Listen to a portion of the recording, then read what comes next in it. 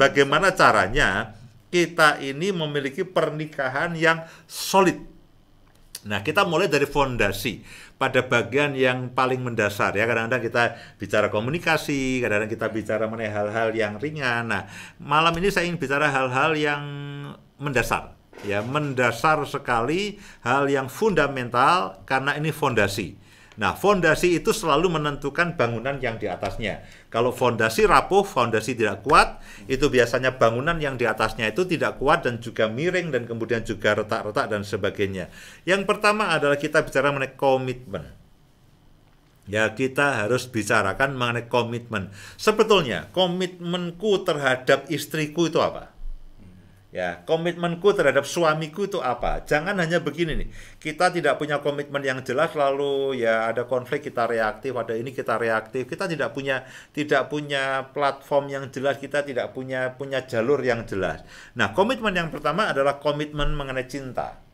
Ya, komitmen bahwa aku betul-betul mencintai istriku. Tidak ada yang lainnya, tidak ada alternatif, tidak ada hal yang lainnya. Aku mencintai, aku mengasihi istriku. Dan berkali-kali saya katakan bahwa cinta itu juga artinya berkorban. Cinta itu artinya mengutamakan orang yang kita cintai. Cinta itu artinya kita menjaga. Cinta itu artinya kita membuat bagaimana supaya orang yang kita cintai itu senang dan sebagainya. Nah, komitmen untuk saling mencintai itu kita harus solid. Itu harus tidak bisa dihilangkan. Kita tidak punya alternatif yang lain. Kita tidak punya pilihan yang lain bahwa aku hanya mencintai pasanganku, tidak yang lainnya, bahkan hobi. Ya, kadang-kadang kan begini, kadang-kadang maafkan saya, kadang-kadang dengan berlalunya waktu. Ya, lalu orang yang dulu kita kejar, ya pada waktu kita pacaran sekarang sudah menjadi istri, sudah menjadi biasa. Ya mau tidur ketemu dia, bangun tidur ketemu dia, ngelilir tengah malam ketemu dia, nggak ganti kan? Kalau ganti kan medeni. Ini siapa? Medeni. Tengah malam lilir ganti. Itu siapa? Itu medeni. Lalu pagi-pagi lu ganti lagi. Ya. Kalau itu berlangsung belasan tahun, nah kadang-kadang kita menjadi bosan.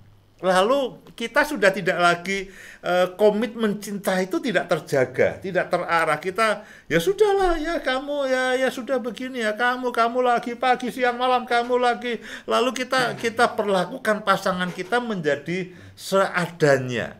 Perlakukan pasangan kita menjadi seenaknya. Karena apa? Sudah biasa. Ya, sudah biasa. Ya, kita masih ingat lah dulu pada waktu kita pertama kali punya handphone. Ya, kita punya handphone baru, kita lap, terus ya kita lap, tidak boleh ada yang debu yang menempel, begitu habis dipakai dilap dan sebagainya. Tapi setelah 2 tahun kan udah dilempar kemana-mana.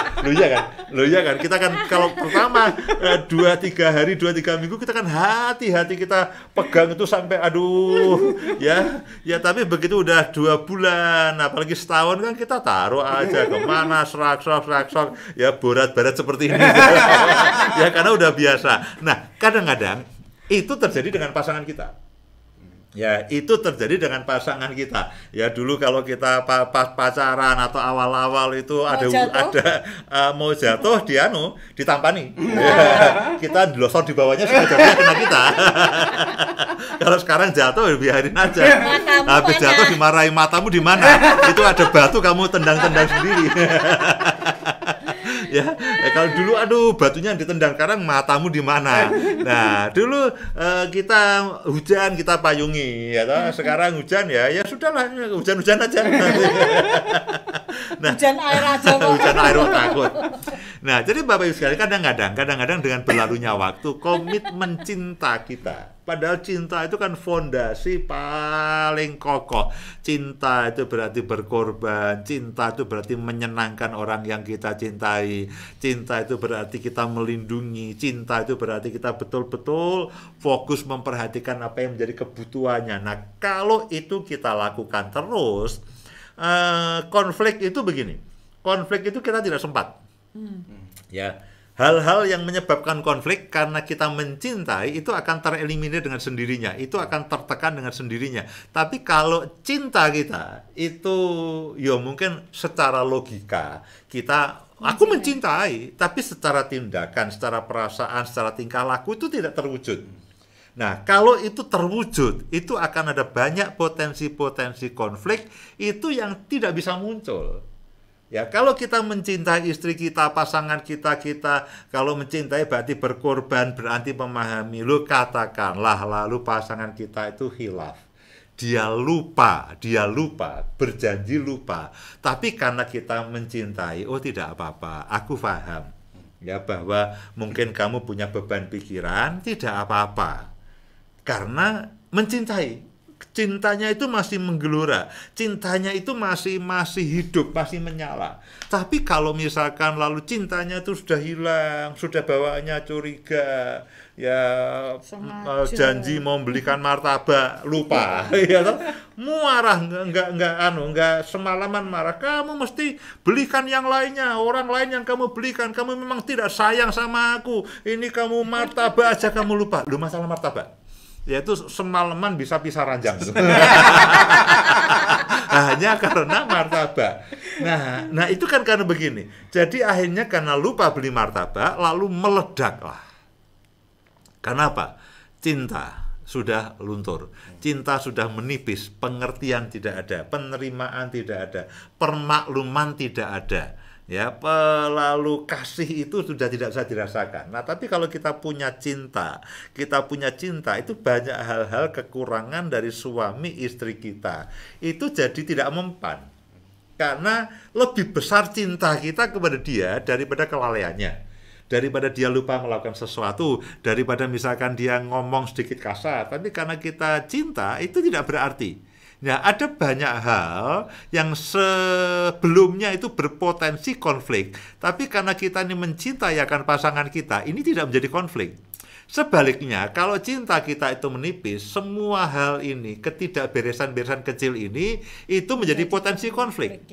Dan kalau potensi konflik dan kita rapuh, ya konflik yang lalu belum selesai, ditambah konflik kemarin, dan sebagainya, akhirnya pemicu kecil menjadi konflik yang sangat besar. Lalu apalagi, ya selain cinta, kesetiaan. Ya, kita harus betul-betul menanamkan dalam akal sehat kita maupun akal tidak sehat kita. Artinya begini, pada waktu sehat, pada waktu tidak sehat, itu kesetiaan. Kesetiaan itu penting. Jangan kita punya alternatif. Ya, jangan kita membandingkan pasangan kita dengan orang lain. Sudah, ya cinta dan kesetiaan itu seperti dua sisi mata uang yang tidak bisa dipisahkan. Ya, saudara mencintai, saudara setia, dan jangan ditawar. Bahkan setiap kali itu dipupuk, aku tidak ingin memberi peluang yang lainnya, tidak ingin melihat yang lainnya, meskipun katakanlah istriku, pasanganku, suamiku bukan orang yang sempurna, tidak apa-apa, aku tetap setia. Nah, itu harus kemungkinan ketidaksetiaan itu harus ditutup, dipikirkan pun bermalam-malam jangan. Aku tak cari alternatif ya. Ya memang pengobatan alternatif. Nah, itu jangan, saudaraku. Itu jangan. Nah, itu adalah bicara mengenai fondasi ya. Kita mencintai, kita setia, kita menerima pasangan kita apa adanya. Nah, kalau kita bicara solid, sekarang kita bicara sehat. Nah, maksud saya sehat itu begini. Sehat itu berorientasi pada kemajuan. Kalau tanaman itu sehat, ya, tanaman itu sehat, dia akan bertumbuh, dia akan berbunga. Nah, ini tanaman sehat, sudah mulai keluar bunganya. Ini tanaman di sini di studio bisa keluar bunganya. Ini aneh.